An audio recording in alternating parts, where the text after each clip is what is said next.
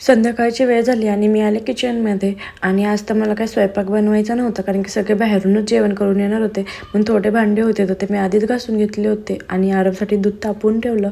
तर आता म्हणतात तुम्ही हे काय करते, तर मी इथे बनवते आरवसाठी दलिया.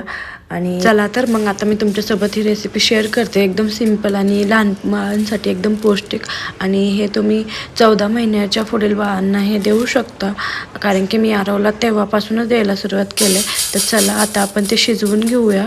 आणि खूप छान लागतो टेस्टला आणि आरवला पण खूप आवडतो. आणि चांगलं स्वच्छ मी ते धुवून घेतलं आणि त्याच्यामध्ये थोडंसं पाणी ॲड आणि ते शिजण्यासाठी ठेवून दिलं. आणि हे बघा मी मेथीची भाजी निवडून ठेवली, कारण की माझ्याकडे वेळ होता.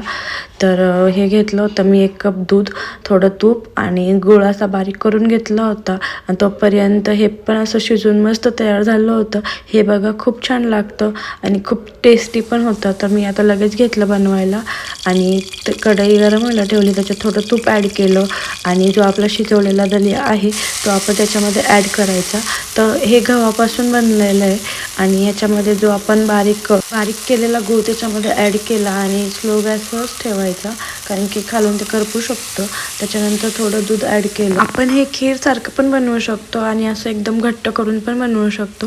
तर आरवला खीरसारखं आवडत नाही, त्याला असं ड्राय झालेलंच आवडतं. मग मी त्याच्याप्रमाणे बनवते आहे.